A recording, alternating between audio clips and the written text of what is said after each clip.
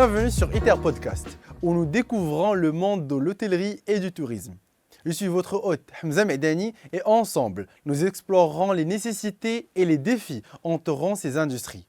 Aujourd'hui, nous allons explorer comment le leadership féminin peut renforcer le domaine de l'hôtellerie. Que vous soyez en quête d'inspiration ou prêt à repousser les limites, en particulier les femmes qui s'efforcent d'avoir un impact positif sur l'industrie. Cet épisode est votre place au premier rang pour découvrir des histoires, de briser les barrières, de surmonter les défis et de construire un avenir où les femmes dirigent avec pouvoir, confiance et objectif. Alors asseyons-nous et explorons ce voyage ensemble. Donc aujourd'hui avec nous Madame Iman Armili, la présidente de la Fédération des restaurateurs ici au Maroc. Marhaba bik Lalla avec nous ici et j'aimerais bien savoir une petite introduction pour les jeunes et pour les talents les tijoufines اليوم. Alors bonjour, merci pour votre invitation. Donc moi c'est Iman Armili, je suis la présidente de la Fédération nationale des restaurants touristiques, également la présidente de l'association régionale des restaurateurs de la wilaya de Marrakech, Safi. Et je suis bien entendu restauratrice. J'ai 2 établissements sur Marrakech. D'accord, bien reçu.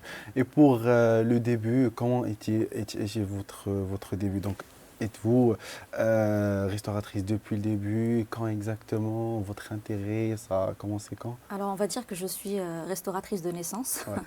parce que mon grand-père était restaurateur, mon père était restaurateur, et moi j'ai pratiquement passé toute ma jeunesse dans un restaurant.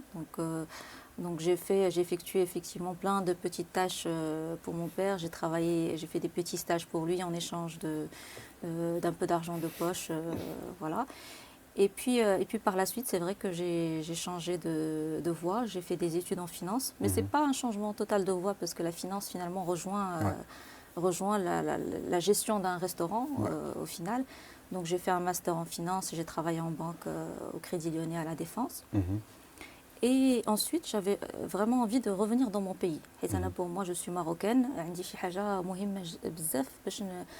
Il faut que je participe à l'évolution de mon pays, même si c'est 0,001%, c'est pas grave, il faut que je sois là. Donc je suis effectivement revenue et je repris le travail avec mon père, en même temps avec d'autres projets que j'ai fait toute seule. Ouais.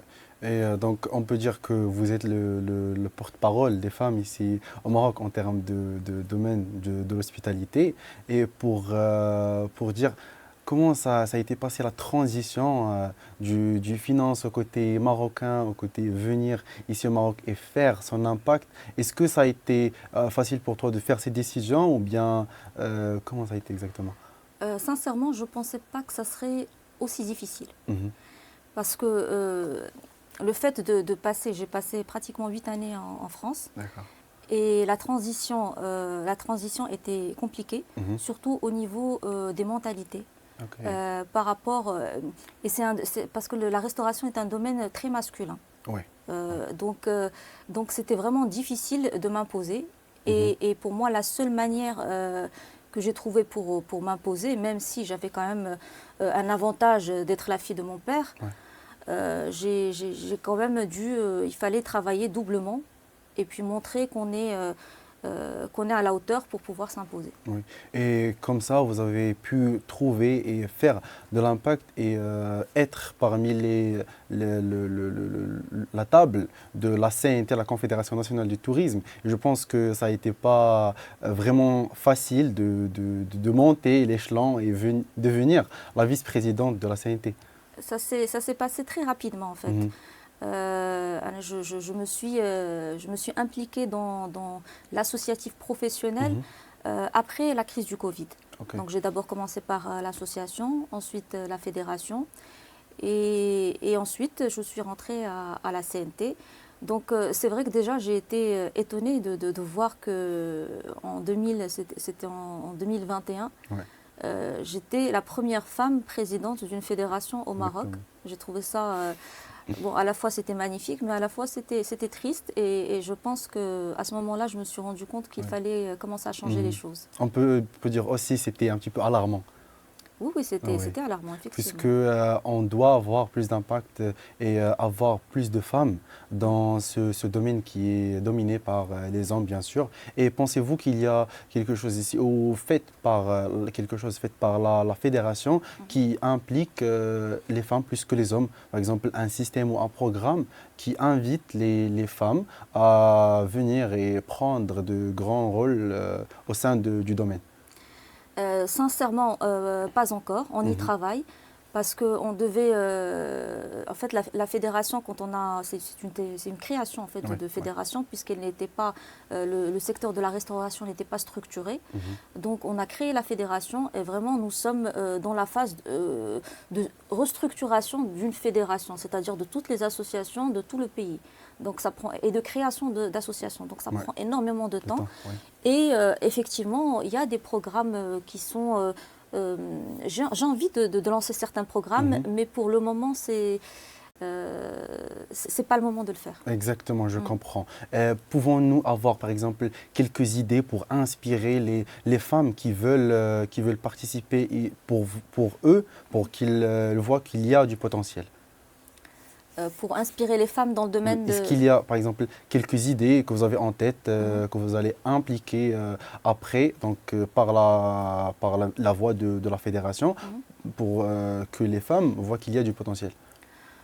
En fait, le potentiel, elle le voit quand il y a peut-être lancer des programmes de mentoring, Mhm. lancer des programmes de formation et puis leur montrer des modèles de réussite.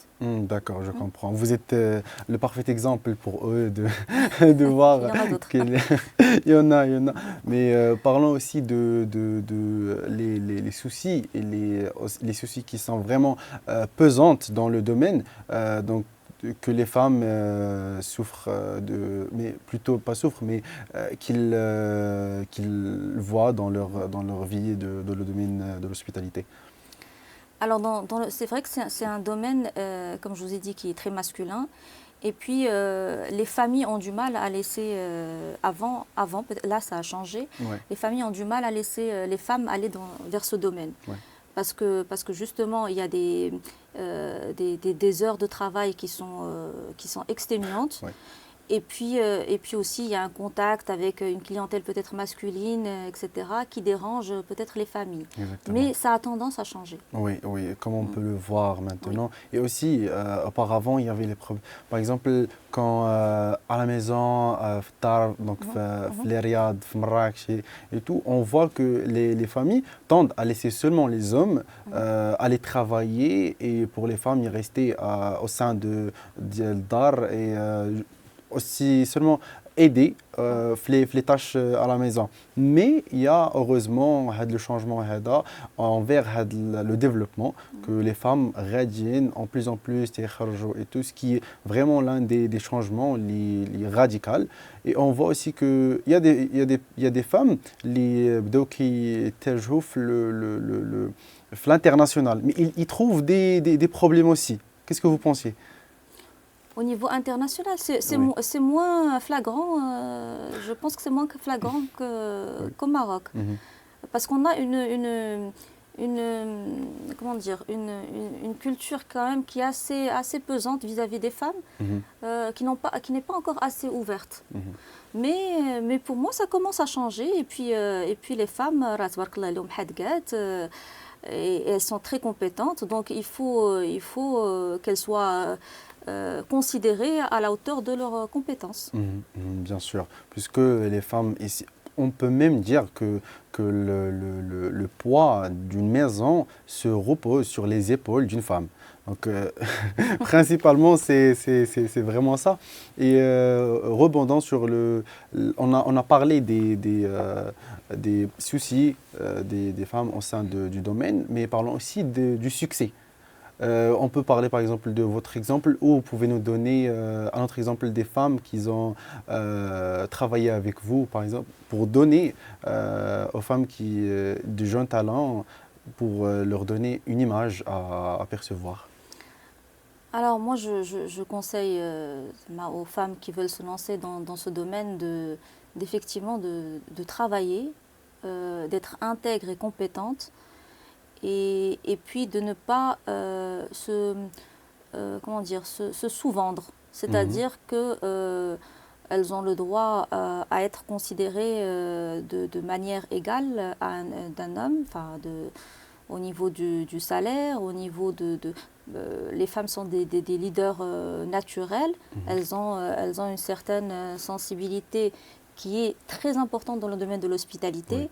Donc vraiment, je pense que elles ne peuvent que réussir dans ce domaine-là. Bien sûr, sachant que je pense il y a un pourcentage qui est vraiment élevé en termes de personnes qui travaillent au sein de l'hôtel. On voit que les hommes, ils sont vraiment plus. Mais on voit aussi que les femmes, on les pousse souvent à avoir du contact client et des relations avec les clients, puisque comme vous avez dit, ils sont vraiment fortes en termes de parler avec les clients, leur convaincre, faire plus qu'on peut imaginer. Mais ça reste quand même, il n'y a pas autant d'emplois en termes de la gente féminine dans les hôtels. Qu'est-ce que vous pensez que la fédération, par exemple, au Maroc, qu'est-ce qu'on doit faire pour inciter les femmes à venir et leur dire que c'est un espace où vous pouvez travailler et tout. En fait, je pense qu'il y a des femmes dans l'hospitalité. Il n'y a pas un manque de femmes, c'est qu'il y a un manque de femmes dans des rôles clés. C'est là la différence. Ouais. Donc pour moi, comme je viens de le dire, il faut pousser la formation et il faut avoir confiance en soi et puis savoir bien s'entourer. Donc intégrer aussi un environnement, que ce soit un hôtel ou un restaurant ou peu importe la structure, intégrer un environnement dans lequel on est à l'aise et dans lequel on voit une possibilité d'évolution. Si on rentre dans un environnement dans lequel on n'est pas à l'aise, on n'avancera jamais. Donc il faut bien choisir aussi… où mettre les pieds. Où mettre les pieds, exactement. D'accord, d'accord. Et pour ce choix, est-ce qu'il y a certaines procédures, une certaine éducation qu'ils doivent poursuivre pour cela ou juste leur montrer les portes et ils vont les toquer? Oui, à mon avis, je pense que sur le marché du travail, les entreprises ont plus ou moins leur réputation. Donc effectivement, voir au-delà du salaire, voir aussi la réputation de l'entreprise et les possibilités d'évolution. Pour moi, c'est beaucoup plus important qu'un salaire. Et à part ça, je voulais aussi savoir, est-ce que vous avez… Donc, on a dit qu'à 2030, on a le World Cup ici, donc juste around the corner. Et je voulais savoir, est-ce que la fédération ou bien le Maroc envisage des opportunités pour les femmes plus que les hommes ou quelques opportunités seulement envisagées pour les femmes? Alors, il n'y a pas d'opportunité de genre. Oui. Les opportunités sont pour tout le monde à l'horizon 2030. Donc, effectivement, il y aura des opportunités. Il faut augmenter la formation, il faut augmenter les formations logistiques également. Donc je pense que c'est des opportunités pour tout le monde, Inch'Allah. Donc, Inch'Allah, espérons que 2030, on verra l'impact de ces travaux sur, par exemple, c'est des programmes qui sont faits par la CNT maintenant, qu'on voit partout. Il y a aussi le programme KFA, le programme Diafa aussi, par le SMIT, n'est-ce pas? J'aimerais bien que vous me parliez sur le SMIT et votre collaboration avec le SMIT. Alors, en fait, c'est un programme d'incubation qui a été initié par le ministère du Tourisme en collaboration avec la SMIT. Donc, c'est un programme qui permet à des jeunes entrepreneurs ou moins jeunes entrepreneurs d'avoir une subvention s'ils lancent un business dans le domaine de la gastronomie marocaine. Donc effectivement, c'est un programme qui a eu beaucoup de succès. Et c'est un programme qui est en cours. Les dossiers sont en cours de traitement à l'heure actuelle. Donc, mais c'est des choses qui sont encourageantes parce qu'on n'avait pas ce genre de programme avant et c'est une première. Oui. C'est un premier pas envers Oui. l'infusion entre l'entrepreneuriat et le domaine de Ouais. l'hospitalité. Ouais. Je pense que les gens qui nous voient maintenant ne savent pas c'est quoi le SMIT. Donc, si vous pouvez donner une définition. Alors, c'est la Société marocaine d'ingénierie touristique. Comme son nom l'indique, elle s'occupe des investissements touristiques et voilà. Et maintenant, elle est présente sur ce programme d'incubation, comme je dis, avec le ministère du Tourisme. Exactement, ce qui est vraiment promettant, sachant que le futur de l'hospitalité est dans bonnes mains, comme on peut dire. Bien sûr. Oui. Et parlons maintenant, rebondons sur le message qu'on peut dire aux femmes qui veulent débuter leur carrière dans l'industrie de l'hospitalité. Qu'est-ce que vous pouvez leur dire? Qu'il ne faut pas avoir peur, il ne faut pas se sous-estimer, il faut croire en ses capacités et il faut croire en l'avenir de la femme parce que la femme est une leader née, la femme a des capacités, surtout dans le domaine de l'hospitalité, je le répète encore, parce qu'elle a une sensibilité quand même particulière. Donc pour moi, elle ne peut que réussir dans ce domaine si elle y met de tout son cœur et toute la confiance en elle. Exactement. Et qu'elle soit bien entourée, encore une fois. Exactement. Donc l'entourage, ça joue un grand Bien rôle. sûr. Et aussi, il faut être vraiment confiant, puisque le domaine, ça peut briser une personne. Mais si vous êtes vraiment confiante en vous-même, vous pouvez persévérer et voir plus de succès. Oui, briser, c'est pas grave, parce qu'on connaît tous des échecs, et puis c'est pas grave. Oui, puisque même l'os, lorsqu'on le brise, ça devient juste plus fort.